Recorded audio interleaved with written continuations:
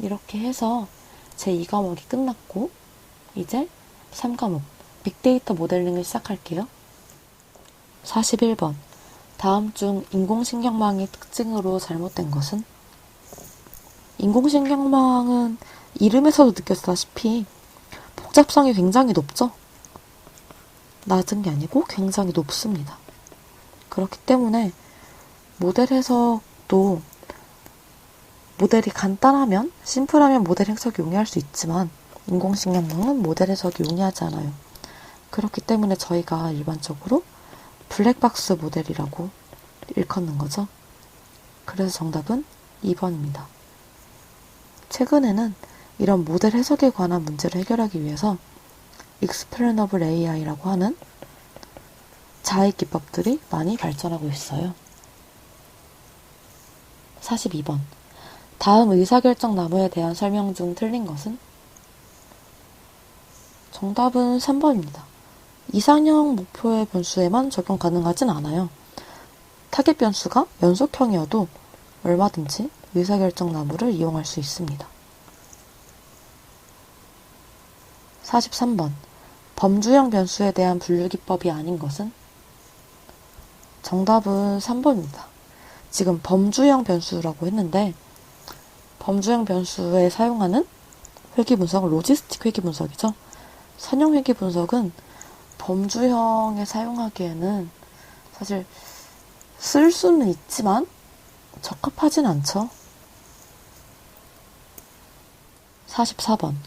다음 중 시계열 자료의 성분이 아닌 것은? 시계열 자료의 성분으로는 불규칙 성분, 추세 성분, 계절 성분, 그리고 순환 성분이 있습니다. 추가적으로 복합 성분도 있죠. 정답은 4번입니다. 45번. 앙상블 기법의 부스팅에 대한 설명으로 잘못된 것은? 부스팅 알고리즘은 약한 학습기라고 부르죠. 여러 개의 약한 학습기를 순차적으로 결합해서 관측치를 반복적으로 개선하는 방법입니다. 그렇기 때문에 당연하게도 학습 시간이 짧지 않아요. 오히려 긴 편입니다. 그래서 정답은 4번이 되죠. 46번.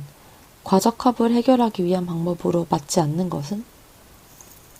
과적합을 해결하기 위한 방법으로는 L2 기제도 있고 L1, L2놈 둘 다 가능하죠. 드롭아웃도 있고 배치 정교화도 있어요.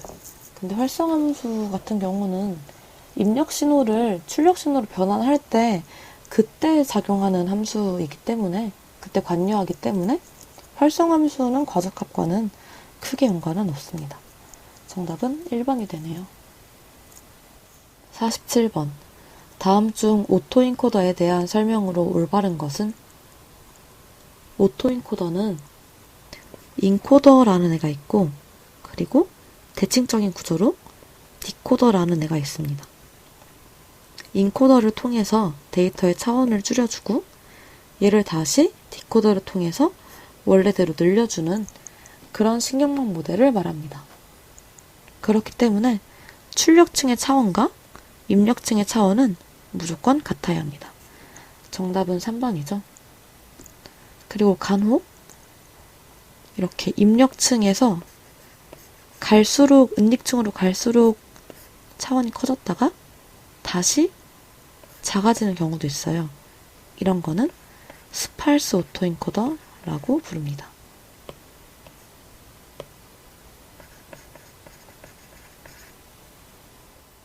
48번. 군집분류 시 기본적인 가정으로 틀린 것은? 군집분류를 할 때에는 개체 간의 거리를 중심으로 분류되죠.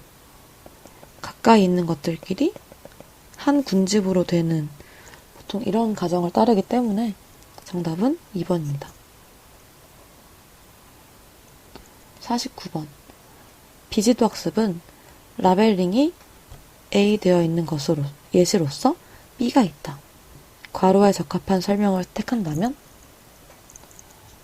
정답은 2번이죠.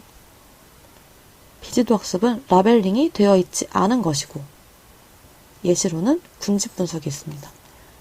방금 48번에서 나왔지만 군집 분석은 데이터 간의 거리를 이용해서 군집을 분류하는 거죠.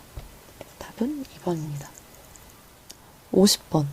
군집 분석의 척도로 2차원 공간에서의 피타고라스 정리로 측정하며 L2 거리로도 불리는 것은? 정답은 유클리드 거리입니다. 유클리드 거리는 군집 분석에서 가장 많이 쓰이는 건데, 이렇게 두 점이 있다고 했을 때 두 점을 잇는 가장 짧은 거리를 의미합니다. 계산식으로는 각 요소들의 차이를 제곱한 다음에 모두 더해서 거기에 루트를 씌운 것을 말하죠. 참고로 L1 거리는 맨하탄 거리입니다. 51번. 자료 형태에 따른 분석에서 독립변수가 범주형이고 종속변수가 연속형인 경우 이들의 평균치에 대한 차이를 검정하는 통계 기법은? 여기서 포인트는 지금 3개 이상의 집단. 여기가 중요 포인트죠. 분산 분석은 비교 집단이 3개 이상이 되었을 때 T검정을 사용하지 못할 때 이용하게 됩니다. 그렇기 때문에 답은 2번이 되죠. 52번. 회귀 분석의 기본적인 가정으로 설명이 틀린 것은? 첫 번째, 선형성. 독립변수와 종속변수가 선형적이어야 한다. 그쵸? 맞는 말이죠. 두 번째, 잔차 등분산성. 잔차들의 분산이 일로 일정해야 한다. 이거는 사실 잔차들의 분산이 일정해야 된다는 게 주요한 거지 분산이 굳이 1일 필요는 없어요. 그렇기 때문에 정답은 2번입니다. 나머지 세 번째와 네 번째도 보면은 다 맞는 말이죠. 53번.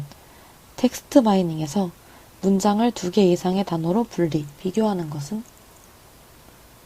텍스트 본문의 그런 숨겨진 의미 구조를 찾기 위해서 텍스트 마이닝 기법을 사용하죠. 정답은 n개 이상의 요소를 분리하는 n그램입니다. 54번. 활성화 함수 렐루에 대한 설명으로 틀린 것은?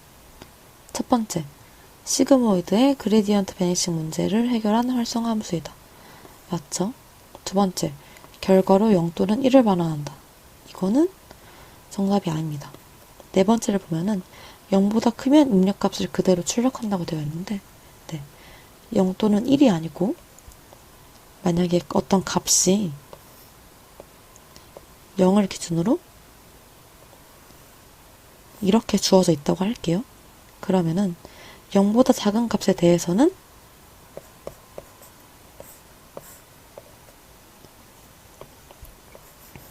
(0이) 되고 0보다 큰 값은 그대로 출력합니다. 따라서 0 또는 1을 반환하는 건 아니죠. 정답은 2번입니다. 그리고 세 번째도 맞는 말이에요. 학습이 빠르고 연산 비용이 적기 때문에 실제로 딥러닝이나 그런 모델을 구현할 때 렐루를 가장 많이 사용합니다. 55번. 단층 퍼셉트론 계산함수에서 수행하지 못하는 것은? 정답은 1번 XOR입니다. 단층 퍼셉트론에서는 AND, NAND, OR 이 게이트는 모두 구현할 수 있어요. 근데 XOR은 단층 퍼셉트론으로는 바로 구현을 못하고 이 게이트들을 조합해야지 구현할 수 있습니다. 그래서 정답은 1번입니다. 56번. 범주 불균형 데이터에서 분류 모델의 평가 지표로 부적합한 것은? 지금 불균형 데이터라는 게 중요 포인트예요. 정확도의 식을 구해보면 정확도는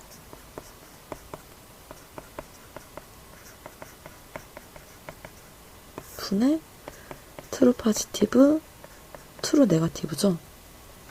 불균형 데이터인 경우에는 만약에 예를 들어서 전체 데이터에서 90%가 A이고 10%가 B라고 해볼게요.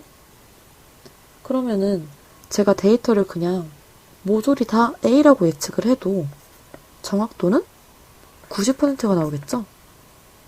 이렇기 때문에 라벨이 불균형할 때 정확도만으로 모델 성능을 평가하는 것은 위험합니다. 정답은 3번이 되네요. 57번. 모집단의 형태에 관계없이 주어진 데이터에서 직접 확률을 계산하여 통계학적 검정을 하는 분석인 비모수 통계검증법에 해당되지 않는 것은? 정답은 2번입니다. 맥니마 검정은 두 개의 대응된 명목형 데이터의 행과 열의 주변 확률이 같은지를 검증하는 방법입니다. 58번. 혼동행률로부터 계산 가능한 평가지표로 옳지 않은 것은? 혼동행률은 예를 들어 실제로 yes와 no인 값이 있다고 할 때 그럼 제가 모델을 통해서 yes다, no다 라고 예측을 할 수가 있겠죠. 그럼 이때 실제로 yes인데 예측도 yes로 했으면은 true positive, 그리고 실제로 n인데 예측도 n이면 true negative. 근데 혹시나 실제로 n인데 yes로 예측을 했으면 여기는 positive로 예측을 했는데 실제로는 그게 틀렸죠. false니까는 false positive. 이쪽은 마찬가지로 false negative가 됩니다. 이러한 표를 혼동행렬, confusion matrix라고 하고 여기서부터 프레시전, 정밀도나 아니면 재현율, 정확도 같은 여러 가지 평가 지표들을 계산할 수 있어요. 여기서 MSE는 혼동행렬로부터 계산 가능한 평가 지표로는 옳지 않습니다. MSE의 식은 n분의 1 곱하기 시그마 i는 1부터 n까지 추정치 빼기 실체값 제곱이죠. 59번. 분석 모형 구축 절차에서 분석 모형 설계의 세부 설명과 관계없는 것은? 정답은 2번입니다. 지금 분석 모형을 설계하는 중인데 분석 시나리오를 작성하는 거는 분석 모형을 설계하기 더 이전에 해야 되는 단계죠. 그렇기 때문에 정답은 2번이 됩니다. 60번. 로지스틱 회귀 분석에서 임의의 사건 A가 발생하지 않을 확률 대비 일어날 확률의 비율을 뜻하는 명칭은? 정답은 4번이죠. 오즈입니다. 오즈. 로짓은 헷갈리실 수 있는데 오즈에다가